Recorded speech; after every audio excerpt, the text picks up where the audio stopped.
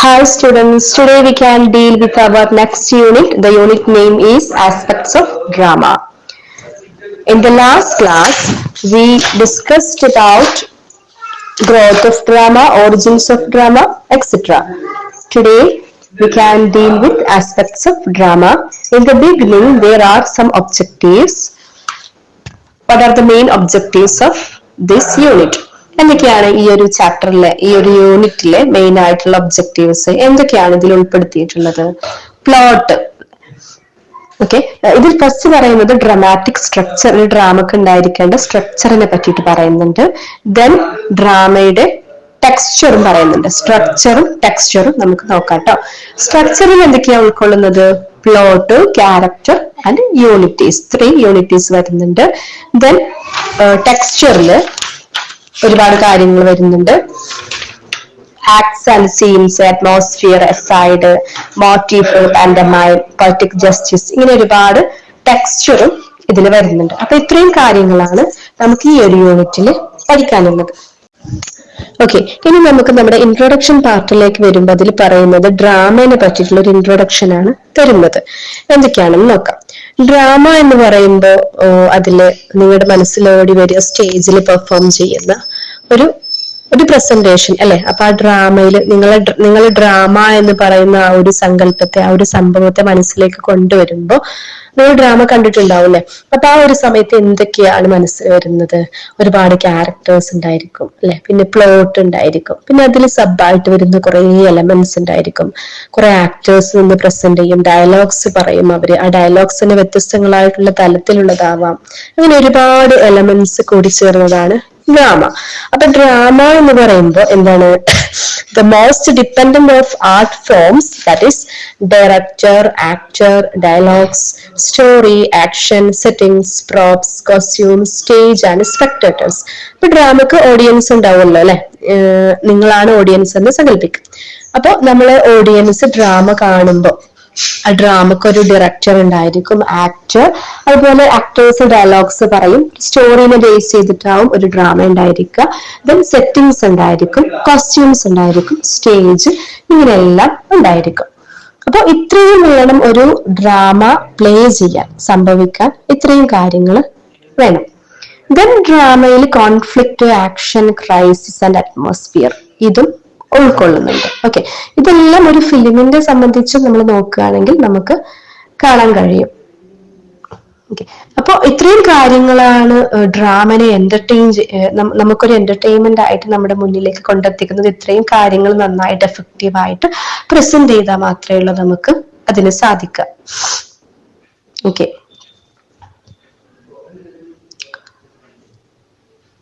Then drama എന്ന് പറയുമ്പോൾ ലിറ്ററേച്ചറിലെ ഏറ്റവും പെക്യൂലിയർ ആയിട്ടുള്ള ഒരു ഫോമാണ് ഡ്രാമ എന്ന് പറയുമ്പോൾ.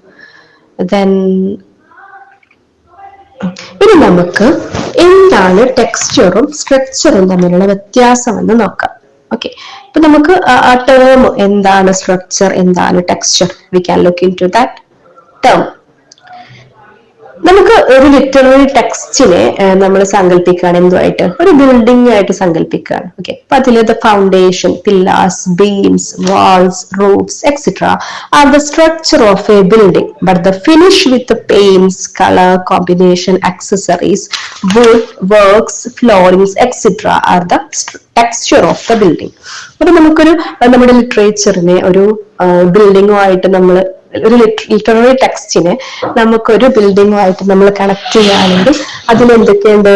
ഫൗണ്ടേഷൻ അല്ലെ, ഫൗണ്ടേഷൻ ഉണ്ട്, പില്ലേഴ്സ് ഉണ്ട്, ബീംസ് ഉണ്ട്, വാൾസ് ഉണ്ട്, റൂഫ് ഉണ്ട്. ഇതൊക്കെ ഉണ്ടായാൽ മാത്രമേ ഉള്ളൂ ഒരു ബിൽഡിങ്ങിന്റെ സ്ട്രക്ചർ ആവുള്ളൂ അല്ലെ. അപ്പൊ ഇതിനെയാണ് എന്ത് പറയാ? നമ്മൾ സ്ട്രക്ചർ എന്ന് പറയാ. ഈ ഒരു സ്ട്രക്ചറിന്റെ കൂടെ നമുക്ക് അത് നല്ല ഫിനിഷിംഗ് ഉണ്ടാവണമെങ്കിൽ നമുക്ക് എന്ത് വേണം? Paints, colour combinations, accessories, wood work, ഇതെല്ലാം കൂടി ഉണ്ടെങ്കിൽ എന്താവും? അതൊന്നും കൂടി ആ ബിൽഡിങ്ങിന് ഒരു ടെക്സ്ചർ കൊടുക്കും. ഇതാണ് ടെക്സ്ചർ എന്ന് പറയുന്നത്. അപ്പൊ ഏതൊരു ലിറ്റററി വർക്കിലും എന്താണ് ടെക്സ്ചർ, എന്താണ് സ്ട്രക്ചർ എന്ന് പറയുമ്പോൾ? സ്ട്രക്ചർ സ്റ്റോറി ഉണ്ടായിരിക്കും, ക്യാരക്ടേഴ്സ് ഉണ്ടായിരിക്കും, ആക്ഷൻസ് ഉണ്ടായിരിക്കും, ഡയലോഗ് ഉണ്ടായിരിക്കും. ഇനി ഇതിൽ എന്താണ് ടെക്സ്ചർ എന്ന് പറയുമ്പോൾ? highlighted through images, symbols, metaphors, settings, audiovisual aids, etc. അപ്പോൾ ഒരു ഡ്രമാറ്റിക് പീസിനെ നമുക്ക് സ്റ്റേജിലേക്ക് പ്രസന്റ് ചെയ്യുമ്പോൾ അതിലെന്ത് വേണം? ഈ സ്ട്രക്ചറും വേണം, അതുപോലെ തന്നെ ടെക്സ്ചറും വേണം. ഓക്കെ, അപ്പോ സ്ട്രക്ചറും ടെക്സ്ചറും തമ്മിലുള്ള വ്യത്യാസം നിങ്ങൾ റിമൈൻഡ് ചെയ്യാം. Okay, dramatic structure. The first one is plot. If we tell a story through a play, we are constructing a simple account of what happens. Plot is a more inclusive term. It is a fully developed version of the story. It takes account of the nature of the characters, the way in which events are related to each other, and their dramatic effect. Plot talks about the overall significance of the play. Dramatic സ്ട്രക്ചറിൽ first വണ്ണാണ് plot എന്ന് പറയുമ്പോൾ. Plot എന്നുള്ളത് എന്താണ്? നമ്മളൊരു പ്ലേയിലൂടെ ഒരു story പറയുമ്പോൾ അതിൽ നമ്മൾ ഒരുപാട് കാര്യങ്ങളിൽ എന്തൊക്കെയാ സംഭവിക്കുന്നതെന്ന് നമ്മൾ പറയുന്നുണ്ട്. അപ്പൊ ഇതിനെയാണ് നമ്മൾ പ്ലോട്ട് എന്ന് പറയാം. ഒരു ഫുള്ളി ഡെവലപ്ഡ് ആയിട്ടുള്ള ഒരു സ്റ്റോറിയുടെ വേർഷനെയാണ് നമ്മൾ പ്ലോട്ട് എന്ന് പറയുന്നത്. അതുപോലെ തന്നെ ഇതിൽ എന്തൊക്കെയാ ഉൾക്കൊള്ളുന്നുണ്ട്? ദ നേച്ചർ ഓഫ് ക്യാരക്ടേഴ്സിന്റെ സ്വഭാവം, അതുപോലെ തന്നെ ഇതില് ഇവന്റ്സ് ഒക്കെ പരസ്പരം ബന്ധപ്പെട്ട് കിടക്കുന്നുണ്ട്. അതുപോലെ അതിന്റെ ഡ്രമാറ്റിക് എഫക്റ്റും ഇതിൽ ഉൾക്കൊള്ളിക്കുന്നുണ്ട്. അപ്പൊ പ്ലോട്ടില് എന്തൊക്കെയാണ്? ക്യാരക്ടേഴ്സിന്റെ സ്വഭാവം ഉൾക്കൊള്ളിക്കുന്നുണ്ട്, ഇവന്റ്സ് പരസ്പരം റിലേറ്റഡ് ആണെന്ന് കാണിക്കുന്നുണ്ട്, ദെൻ ഒരു ഡ്രമാറ്റിക് എഫക്റ്റ്, ക്യാരക്ടേഴ്സിന്റെ ഡ്രമാറ്റിക് എഫക്റ്റ്, ഇവന്റ്സിന്റെ ഡ്രമാറ്റിക് എഫക്റ്റ്, ഇതൊക്കെ ഇതിൽ ഉൾക്കൊള്ളുന്നുണ്ട്. ദെൻ പ്ലേയുടെ ഓവറോൾ സിഗ്നിഫിക്കൻസ് ആണ് നമ്മളോട് പ്ലോട്ട് സംസാരിക്കുന്നത്. അരിസ്റ്റോട്ടിൽ പ്ലോട്ടിനെ ടേം ചെയ്തിട്ടുള്ളത് മിത്തോസ് എന്നാണ്. ഓക്കെ, മിത്തോസ് എന്നാണ്. ഇവിടെ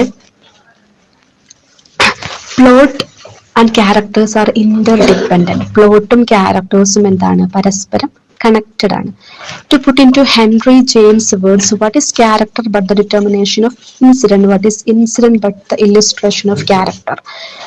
ഹെൻറി ജെയിംസിന്റെ വേർഡ്സിൽ എന്താണ് പ്ലോട്ടിനെ പറ്റി പറയുന്നത്? What is incident? What is character but the determination of incident? എന്താണ് ക്യാരക്ടർ? അത് ഇൻസിഡന്റിന്റെ ഒരു ഡിറ്റർമിനേഷൻ അല്ലെ. ഒരുപാട് സംഭവങ്ങളിലൂടെയാണ് ക്യാരക്ടർ കടന്നു പോകുന്നത്. ദെൻ എന്താണ് ഇൻസിഡന്റ് എന്ന് പറഞ്ഞാല്? ഒരു ക്യാരക്ടറിന്റെ ഇല്ലുസ്ട്രേഷൻ അല്ലെ. ഇല്ലുസ്ട്രേഷൻ എന്ന് പറഞ്ഞാൽ എക്സാമ്പിൾ, അതാണ് എന്ത്? ഇൻസിഡന്റ് എന്ന് പറയുമ്പോൾ. അപ്പൊ ഒരു സ്റ്റോറിയിൽ എന്തുണ്ടായിരിക്കും? ഒരുപാട് ഇൻസിഡൻസ് ഉണ്ടായിരിക്കും. അതൊക്കെ എന്താണ്? ക്യാരക്ടേഴ്സ് ആണ് അതുമായിട്ട് പ്രൊസീഡ് ചെയ്തു പോകുന്നത്. Okay, then the plot is the main entity that controls the intricate machinery of the play. Plot ആണ് എന്ത് ചെയ്യുന്നത്? ഒരു പ്ലേയുടെ ഒരു എന്താ പറയാ ഉള്ളിലുള്ള ഒരു മെഷീൻസ് എന്ന് പറയില്ല, നമ്മുടെ ഹ്യൂമൻ ബോഡിയിലുള്ള മെഷീൻസ്, ഹ്യൂമൻ ബോഡിയിലുള്ള മെക്കാനിസം അല്ലെ, അതുപോലെ ഒരു മെഷീനിലുള്ള ഒരുപാട് സംഭവങ്ങളൊക്കെ അല്ലെ, അതുപോലെ ഒരു പ്ലേയിലുള്ള ഇൻട്രിക്കേറ്റ് മെഷീൻസിനെ കൺട്രോൾ ചെയ്യുന്നത് ആരാണ്? പ്ലോട്ടാണ്. ഓക്കെ, ദെൻ പ്ലോട്ടിൽ നമുക്ക് ഒരു സ്റ്റോറിയിൽ നമുക്കറിയാം ഒരു ബിഗിനിങ് ഉണ്ടായിരിക്കും, മിഡിൽ ഉണ്ടായിരിക്കും, എൻഡ് ഉണ്ടായിരിക്കും, ഒരു റൈസിങ് ആക്ഷന്, അതുപോലെ ക്ലൈമാക്സ് എല്ലാം ഇതിലുണ്ടായിരിക്കും. ദെൻ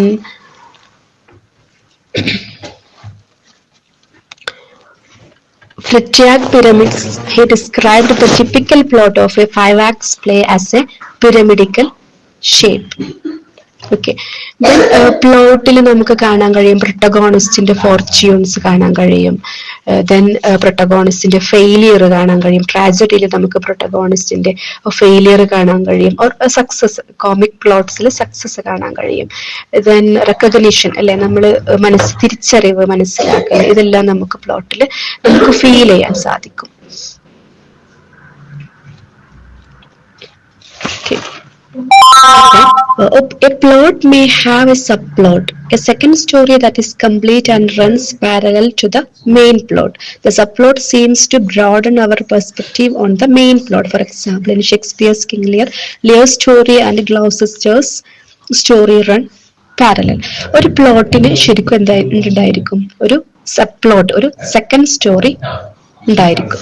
ഓക്കെ, മെയിൻ പ്ലോട്ടിന് പാരലായിട്ടായിരിക്കും ആ ഒരു സെക്കൻഡ് സ്റ്റോറി നടന്നുകൊണ്ടിരിക്കുക. അതിന് എക്സാമ്പിൾ പറയുന്നുണ്ട് ഷേക്സ്പിയറുടെ കിങ് ലിയറിലെ Lear story and Gloucester's story runs parallel. Okay, അപ്പൊ ഇത്രയാണ് പ്ലോട്ടിനെ പറ്റിയിട്ട് ഓർത്തു വെക്കാനുള്ളത്. പ്ലോട്ട് എന്ന് പറയുമ്പോൾ അതെന്താണ്, ഒരുപാട് കാര്യങ്ങൾ സംഭവിക്കുന്നു പ്ലോട്ടിലൂടെ അല്ലെ, ഒരുപാട് കാര്യങ്ങൾ അവിടെ ഉണ്ടാക്കിയെടുക്കുന്നുണ്ട്. ദെൻ ഒരു പ്ലേയുടെ ഓവറോൾ സിഗ്നിഫിക്കൻസ് ആണ് നമ്മളോട് പ്ലോട്ട് സംസാരിക്കുന്നത്. അതുപോലെ തന്നെ ക്യാരക്ടേഴ്സിന്റെ നേച്ചറിനെ പറ്റി പറയുന്നുണ്ട്. ദെൻ ഇവന്റ്സ് പരസ്പരം കണക്റ്റഡ് ആണെന്ന് പറയുന്നുണ്ട്. ഓക്കെ, അരിസ്റ്റോട്ടിൽ പ്ലോട്ടിനെ മിത്തോസ് എന്നാണ് വിളിച്ചിട്ടുള്ളത്. ദെൻ വേറെ ഒരാളെ പറയുന്നുണ്ട്, ഹെൻറി ജെയിംസ് അല്ലെ, അദ്ദേഹം പറയുന്നുണ്ട് ഒരു ക്യാരക്ടർ എന്ന് പറയുമ്പോൾ ഇൻസിഡന്റിന്റെ ഡിറ്റർമിനേഷൻ ആണ്. അതുപോലെ തന്നെ ഇൻസിഡന്റ് പറയുമ്പോൾ എന്താണ്, ക്യാരക്ടറിന്റെ ഇല്ലുസ്ട്രേഷൻ ആണെന്ന് പറയുന്നുണ്ട്. ദെൻ പ്ലോട്ടിന് ഒരു എന്തുണ്ടായിരിക്കും, ബിഗിനിങ്, ഇതുപോലെ മിഡില്, എൻഡ് അല്ലെ, അങ്ങനെ ഒരു സീക്വൻസ് ഉണ്ടായിരിക്കാം. ഒരു പ്ലോട്ടിന് ഒരു കണ്ടിന്യൂസ് സീക്വൻസ് ഓഫ് ഉണ്ടായിരിക്കാം അതിന്. ദെൻ പിന്നെ അതുപോലെ തന്നെ പ്ലോട്ടിൽ നമുക്ക് പ്രൊട്ടഗോണിസ്റ്റിന്റെ ഫെയിലിയർ, റെക്കഗ്നിഷന്, സക്സസ്, ഇതെല്ലാം നമുക്ക് കാണാൻ കഴിയും. നെക്സ്റ്റ് പറയാനുള്ളത് നമുക്ക് ക്യാരക്ടറിനെ പറ്റിയിട്ടാണ് അല്ലെ. നമ്മൾ ഒരു പ്ലേയിൽ ഉൾക്കൊള്ളുന്ന ആളുകൾ അല്ലെ, അതിനെയാണ് നമ്മൾ ക്യാരക്ടേഴ്സ് എന്ന് പറയുമ്പോൾ അവരെന്ത് ചെയ്യും, ആക്ട് ചെയ്യുക ചെയ്യുന്നത്. The people involved in the action of the play are referred to as characters. We assess them on the basis of what they say and do. നമ്മൾ അവരെ അസസ് ചെയ്തത് എന്താണ്, അവരെന്താ പറയുന്നത്, അവരെന്താ ചെയ്തത്, അതിനനുസരിച്ച്. അപ്പോൾ നമുക്ക് ഒരുപാട് ഫിലിംസിലാണെന്നുണ്ടെങ്കിലും ഡ്രാമയിലും എല്ലാത്തിലും ഒരുപാട് ക്യാരക്ടേഴ്സ് കാണുമല്ലേ. അപ്പൊ ക്യാരക്ടേഴ്സ് ആണ് ഒരു ഡ്രാമക്ക് ജീവൻ നൽകുന്നത്. അവരുടെ ഡയലോഗ്സ്, അവരുടെ ആക്ഷൻസ്, അവരുടെ ഫേഷ്യൽ എക്സ്പ്രഷൻസ്, അവരാണ് എക്സ്പ്രസ് ചെയ്യുന്നത്. ഒരു സ്റ്റോറി പ്രസന്റ് ചെയ്യുന്നത് ആരാണ്, ക്യാരക്ടറാണ്. അപ്പൊ ക്യാരക്ടർക്ക് കൂടുതൽ ഇമ്പോർട്ടൻസ് ഉണ്ട്. A character is an individual or A type representing A distinct traits through speech, dialogues and deeds. അപ്പൊ ക്യാരക്ടർ എന്തിലൂടെയാണ് പറയുന്നത്, റെപ്രസെന്റ് ചെയ്യുന്നത്, സ്പീച്ചിലൂടെ, ഡീഡ്സിലൂടെ. ഓക്കെ, അരിസ്റ്റോട്ടിലെ ക്യാരക്ടേഴ്സ് എന്ന് പറയാം ഇത്തോസ് എന്നാണ്. Ethos, the moral element and dianoia, the intellectual element are the two basic elements that constitute a character. ഇദ്ദേഹം പറയുന്നത്, Aristotle ഒരു ക്യാരക്ടറിന് പറയുന്നത് ethos, the moral element and the dianoia, the intellectual എലമെന്റും കൂടി ചേരുമ്പോഴാണ് ഒരു ക്യാരക്ടർ ഉണ്ടാകുന്നത് എന്ന് അരിസ്റ്റോട്ടിൽ പറഞ്ഞു. The main character is called the hero or protagonist. നമ്മൾ മെയിൻ ക്യാരക്ടറിന് പറയാം ഹീറോ അല്ലെ. ഏതൊരു സ്റ്റോറി ആണെങ്കിലും അതിലൊരു ഹീറോ, ഒരു പ്രൊട്ടഗോണിസ്റ്റ് ഉണ്ടായിരിക്കും അല്ലെ. ദെൻ ദ ഓപ്പണന്റ്, വില്ലെയിൻ ക്യാരക്ടർ ഉണ്ടായിരിക്കും. അദ്ദേഹത്തെ ആന്റഗോണിസ്റ്റ് ഓർ വില്ലെയിൻ എന്ന് പറയും. എന്തായാലും ഒരു സ്റ്റോറിയിൽ കോൺഫ്ലിക്റ്റ് ഉണ്ടാവണമെങ്കിൽ ഒരു ഓപ്പണന്റ് ഉണ്ടായിരിക്കും. അപ്പൊ അദ്ദേഹത്തെ പറയാം നമ്മൾ വില്ലൻ എന്നാണ്. ദെൻ ഒരു ക്യാരക്ടർ ഒരു സ്റ്റോറിയിൽ മേ ബി സ്റ്റേബിൾ ആയിട്ട് മാറ്റമൊന്നുമില്ലാതെ നിലനിൽക്കും, അല്ലെങ്കിൽ ചേഞ്ചസ് വരും. ഓക്കെ, അപ്പോൾ ഒരു സ്ഥിരത ഉണ്ടായിരിക്കണം ഒരു ക്യാരക്ടറിന്, ബിഗിനിങ് മുതൽ എൻഡ് വരെ. ഇ.എം. ഫോസ്റ്റർ അദ്ദേഹത്തിന്റെ ആസ്പെക്ട്സ് ഓഫ് നോവൽ എന്നതിൽ ക്യാരക്ടേഴ്സിനെ ഫ്ലാറ്റ് ക്യാരക്ടർ എന്നും ടൈപ്പ് ക്യാരക്ടർ എന്നും തിരിച്ചിട്ടുണ്ട്. ഫ്ലാറ്റ് ക്യാരക്ടർ എന്നും ടൈപ്പ് ക്യാരക്ടർ എന്നും. Character built around a single idea or quality, and a round or complex character who is primarily an individual in his or her own right and has many intricate as well as depth and intensity in temperament. അപ്പോൾ ഒരു ക്യാരക്ടറിന് എന്തായിരിക്കും, complexity ഉണ്ടായിരിക്കും. ചിലത് simple characters ആയിരിക്കും. Okay, depth ഉള്ള characters ഉണ്ടാവും. Okay, അപ്പൊ ഇങ്ങനെയൊക്കെയുള്ള ക്യാരക്ടേഴ്സ് ഉണ്ട്. ഫ്ലാറ്റ് ക്യാരക്ടറും അതുപോലെ തന്നെ റൗണ്ട് ക്യാരക്ടേഴ്സും. ഫ്ലാറ്റ് ക്യാരക്ടർ 2 ഡയമെൻഷനൽ ആണെങ്കിൽ റൗണ്ട് ക്യാരക്ടർ ഒന്നുകൂടി കോംപ്ലക്സ് ആണ്, 3 ഡയമെൻഷനൽ ആണ്. Okay. Apart from simple and complex characters, there are stroke and shadow characters that are new functionaries and assist in the development of the plot. അപ്പോൾ flat ക്യാരക്ടേഴ്സും round ക്യാരക്ടേഴ്സും അല്ലാതെ പിന്നെ എന്തുണ്ട്, stroke and shadow ക്യാരക്ടേഴ്സും ഉണ്ട്. ഇനി then നമുക്കറിയാം ഒരുപാട് ഡ്രാമകൾ, ഒരുപാട് place എന്ത് ചെയ്തിട്ടുണ്ട്, അവരുടെ ക്യാരക്ടേഴ്സിന്റെ നെയിമിൽ അറിയപ്പെടുന്നുണ്ട്. അപ്പൊ അതുകൊണ്ട് തന്നെ ക്യാരക്ടേഴ്സ് ഏറ്റവും കൂടുതൽ ഇമ്പോർട്ടൻസ് ആണ് അല്ലെ. ഒരു ക്യാരക്ടേഴ്സിന് ബിഗിനിങ്ങിൽ നിന്നും എൻഡ് വരെ ഒരുപാട് മാറ്റങ്ങളുണ്ട് അല്ലെ.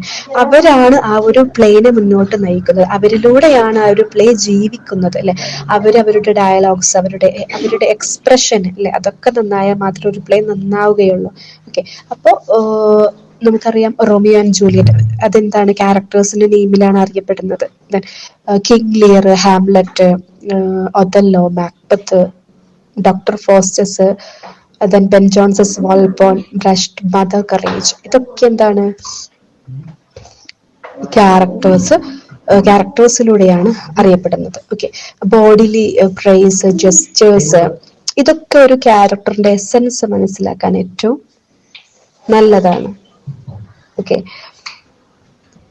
അപ്പോൾ ഡയലോഗ്സിലൂടെ, അവരുടെ ഫീലിങ്സിലൂടെ, ഇമോഷൻസിലൂടെ, ഇന്റൻഷൻ, ഇതൊക്കെ മനസ്സിലാവണം. ഒരു ക്യാരക്ടറിനെ നന്നായിട്ട് മനസ്സിലാക്കിയിരിക്കണം. അപ്പൊ ക്യാരക്ടർ ഇമ്പോർട്ടൻ്റ് ആയിട്ടുള്ള ഒരു ഡ്രമാറ്റിക് സ്ട്രക്ചറിൽ പെട്ടൊരു എലമെന്റ് ആണെന്ന് നമുക്ക് മനസ്സിലാക്കാൻ സാധിക്കും. ദെൻ നമുക്ക് ഡ്രമാറ്റിക് ടെക്സ്ചറിനെ പറ്റിയിട്ട് ഡിസ്കസ് ചെയ്യാം. ഇതിൽ ഫസ്റ്റ് വൺ എന്ന് പറയുന്നത് ആക്ട് ആൻഡ് സീൻ അല്ലെ. ആക്ട് എന്ന് പറയുമ്പോൾ എന്താണ്? ഒരു പ്ലേയിലെ ഡിവിഷൻ ഓഫ് ആക്ഷൻ ആണ്. അപ്പൊ നമുക്കറിയാം, നമ്മൾ ഡ്രാമ വായിക്കുമ്പോൾ 1 ആക്ട് 2 ആക്ട് അല്ലെ, അങ്ങനെയൊക്കെ ആക്ട് വൈസ് ഉണ്ട് അല്ലെ. Scenes, action of the play divide ചെയ്തിട്ടുണ്ട്. Okay. An act as a major division in the action of a play. In British drama, this division was introduced by Elizabethan dramatists and there were 5 acts. Okay, Elizabethan dramatists ആണ് acts introduce ചെയ്തത്, ഈ division introduce ചെയ്തത്. ഇതിൽ 5 act ആണ് ഇവർ പറയുന്നത് അല്ലെ. 1 ആക്ടും 2 ആക്ടും 3 ആക്ടും ഒക്കെ നമ്മൾ കാണാറുണ്ട്. In the 19th century, there were 4 acts and in the 20th century, non-musical dramas constitute only 3 acts. Okay, acts are subdivided into scenes. Actsൽ നമുക്ക് കാണാം scene 1, scene 2, scene 3 ഇങ്ങനെയൊക്കെ കാണാൻ കഴിയും. Okay. In recent time, plays are a sequence of scenes and there are no major acts. ഇപ്പൊ നമുക്ക് ഇത് കാണാൻ കഴിയില്ല, ആക്ട്സ് കാണാൻ കഴിയില്ല, മേജർ ആക്ട്സ് കാണാൻ കഴിയില്ല. പക്ഷെ നമ്മൾ സീക്വൻസ് ഓഫ് സീൻസ് ആണ് നമുക്ക് കാണാൻ കഴിയുക. ഷേക്സ്പിയറിന്റെ പ്ലേസ് ഒക്കെ 5 ആക്ട്സിൽ ഡിവൈഡ് ചെയ്തിട്ടുണ്ട്. അതുപോലെ തന്നെ ബ്രഷ്റ്റിന്റെ പ്ലേസ് ഒക്കെ സീൻസിലാണ് ഡിവൈഡ് ചെയ്തിട്ടുള്ളത്, ആക്ട്സ് ഇല്ല അതിൽ. Okay. Mother courage and her children എന്നുള്ള പ്ലേയിൽ 12 സീൻസ് ആണ് ഉള്ളത്. കാളിദാസസ് പ്ലേസിൽ എന്താണ്? ആക്ട്സ് ഓൺലി മാത്രമേ ഉള്ളൂ. ഓക്കെ.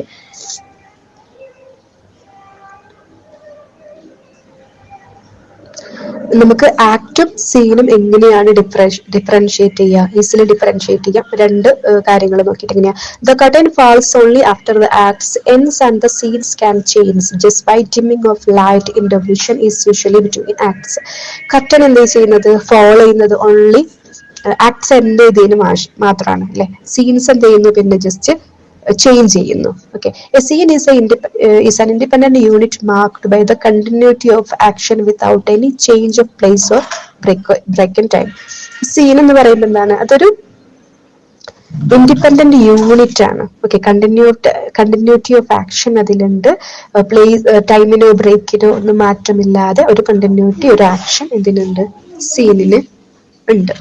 ഓക്കെ. അപ്പോ acts and scenes.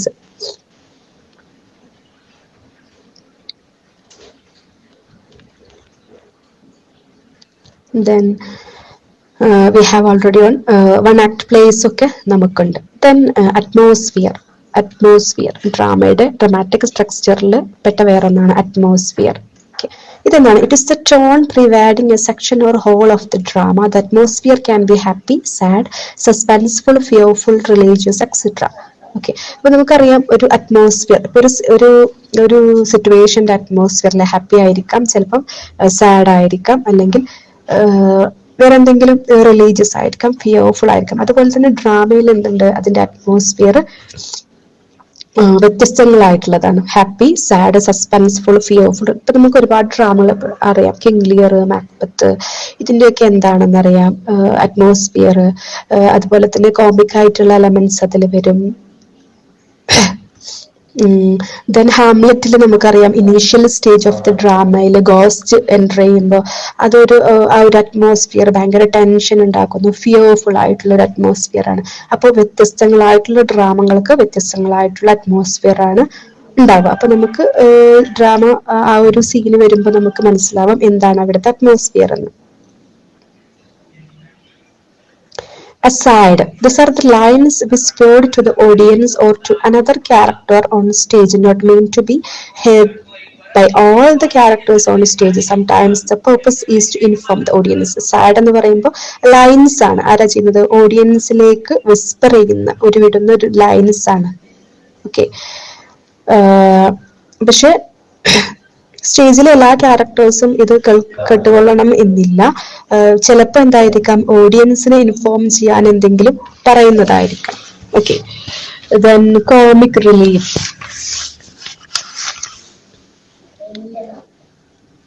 Comic relief എന്ന് പറയുമ്പോൾ ഇറ്റ് ഇസ് എ ബിറ്റ്, നമുക്കറിയാം ഒരു ഫിലിം ആണെങ്കിലും എന്തൊരു പ്രസന്റേഷൻ ആയിക്കോട്ടെ, ഒരു കോമിക് ഒരു ടെൻഷൻ നിറഞ്ഞൊരു സംഭവം ആകുമ്പോൾ അതിൽ നമുക്ക് എന്ത് വേണം, കോമിക് ആയിട്ടുള്ള റിലീഫ് ഉണ്ടെങ്കിൽ ഒന്നും കൂടി ഒരു ടെൻഷൻ ഫ്രീ ആവും അല്ലെ, കാണികൾക്ക് സ്പെക്ടേറ്റേഴ്സിന് ടെൻഷൻ ഫ്രീ ആവും. അതുപോലെ കോമിക് റിലീഫ് എന്ന് പറയുമ്പോൾ it is a bit of humour injected into a serious play to relieve the heavy tension of tragic events.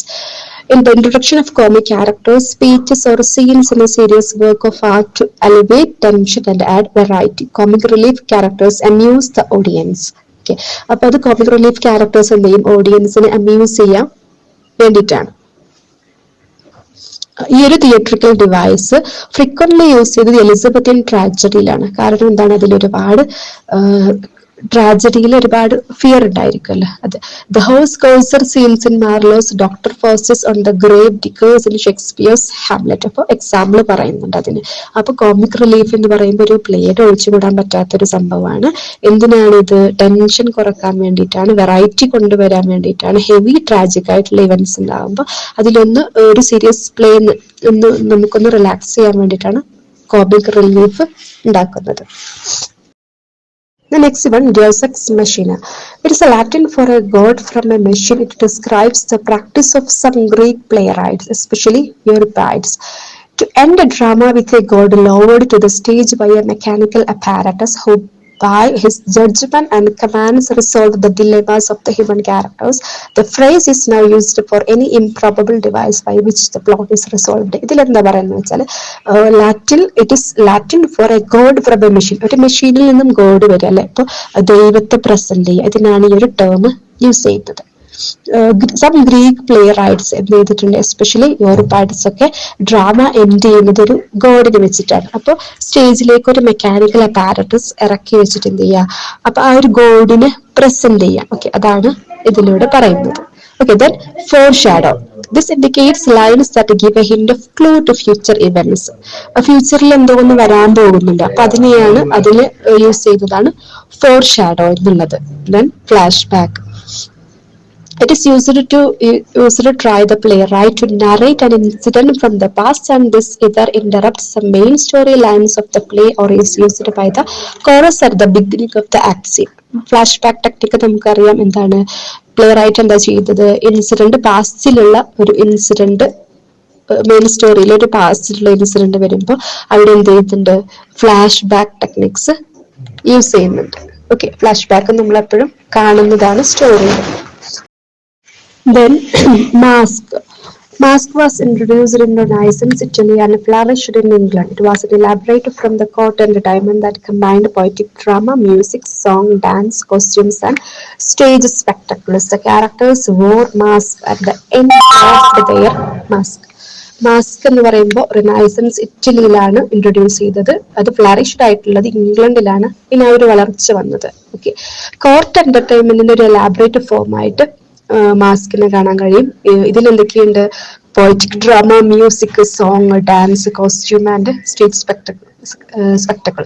ഇവിടെ ക്യാരക്ടേഴ്സ് മാസ്ക് അണിഞ്ഞിരിക്കും. അതാണ് ഈ ഒരു മാസ്കിന്റെ മാസ്ക് എന്ന് പറയും. മാസ്ക് അല്ലെ, MASQUE, മാസ്ക് സെയിം തന്നെയാണ്. The characters wore mask and at the end of their mask. Characters masks wear ചെയ്തിരിക്കും. Okay, അപ്പൊ ഇത്രയാണ് ഇതിൽ പറയുന്നത്. Then settings. It is a general locale, historical time and social circumstances in which action occurs. Settings is synonymous with the decor, with the denotes scenery and the properties used on the stage. നമുക്കറിയാം ഒരു play അവതരിപ്പിക്കുമ്പോൾ എന്തുണ്ടായിരിക്കും, അതിന്റെ setting ഉണ്ടായിരിക്കും അല്ലെ. സെറ്റിംഗിൽ എന്താ ഉണ്ടാവുക, properties, സീനറിയെ denote ചെയ്യുന്ന ഒരുപാട് കാര്യങ്ങൾ ഉണ്ടായിരിക്കും, ഡെക്കറേഷൻ, ആ ഒരു ഐറ്റംസ് ഒക്കെ ഉണ്ടായിരിക്കും. അപ്പൊ ഇതൊക്കെയാണ് സെറ്റിംഗ്സിൽ ഉൾക്കൊള്ളുക. അപ്പൊ ഒരു പ്ലേ പ്രസന്റ് ചെയ്യുമ്പോൾ അതിനാവശ്യമായിട്ടുള്ള സെറ്റിംഗ്സ്, അതാണ് സെറ്റിംഗ്സ് എന്ന് പറയുന്നത്.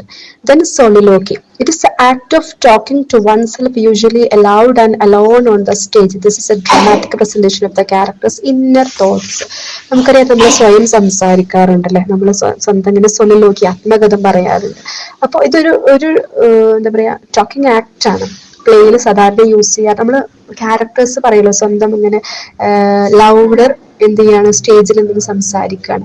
ഒരു ക്യാരക്ടേഴ്സിന്റെ ഇന്നർ തോട്ട്സും ഫീലിങ്സും ഒക്കെ പുറത്തു വരുന്നതിന് വേണ്ടിയിട്ടുള്ള, അപ്പൊ അതിനുള്ള ഒരു ടെക്നിക്കാണ് ഇതിൽ യൂസ് ചെയ്യുന്നത്.